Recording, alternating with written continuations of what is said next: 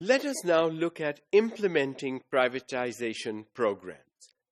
Overall, there are many opportunities to privatize the provision, funding, and accountability of educational services. All three, there are various ways in which it can happen, but all three need to be looked at. If we look only at provision and not look at funding, if we look at funding and don't look at accountability, if we are providing, we need the funds. And if the funds are there or coming from somewhere, accountability needs to be there. So all three pieces need to be looked at. Indeed, international reviews of the demand side and supply side policies show that many countries have implemented some form of privatization. There is, of course, the demand side, what is required, and then the supply side, what is to be provided. Both these ends need to be looked at. If we only look at demand and forget the supply, or if we look at the supply and ignore the demand, things are not going to work. And based on international studies, we have seen, research has shown that many countries have moved towards privatization. Because with populations expanding, growth in population, with populations living longer, with better health care, more young infants are surviving at birth and in their first few years of life, and therefore education facilities tend to be provided more. More is needed, and the government is not able to do it, even in the best of the developed world. For example, grant schemes for students in private schools have been tried in Brazil, Botswana, China, Ghana, India, Mauritius, and the United Republic of Tanzania. Now, what does this mean? Grant schemes for students. Students have enrolled in private schools, but some individual or group or organization has agreed to provide grants. So somebody is paying, somebody is funding for you. And because somebody is funding, accountability needs to be there.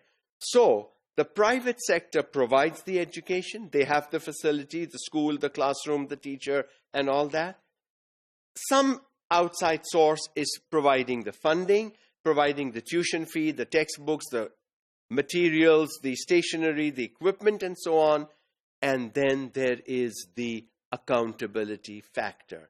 Are your students learning? All three need to be looked at. So when the grant scheme is given, it's not the end. It actually is the beginning of a journey. Because if you don't do well, why will I continue paying fees for you? Or why will I continue supporting you? I expect you to do well. So accountability is absolutely critical, if not more, compared to provision and funding. Bursaries and targeted scholarships in private schools have been implemented in Bangladesh, Brazil, China, Colombia, Gambia, Guatemala, Indonesia, Mexico, Morocco, Mozambique, Senegal, and the United Republic of Tanzania. Bursaries and targeted scholarships, which means that these institutions have found people or organizations that are willing to donate for a purpose. That's targeted. They're either going to pay the fee, they're going to pay for the uniform, they're going to pay for the food, they're going to pay for the transportation, they're not paying for everything. So these are targeted scholarships. And again, even for the targeted scholarships, accountability needs to be there.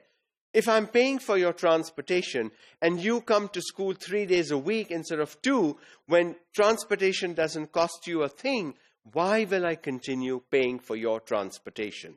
So whichever form it comes in, accountability is absolutely essential. Whether it is full funding, targeted funding, whether it is a grant, whether it is a bursary, and all the grant and the bursaries continue on provision of results from the students. And as the donor, I may want actually to come and meet the student, to interview the student, to talk with the student, for my own satisfaction, to make sure that I am not wasting my money.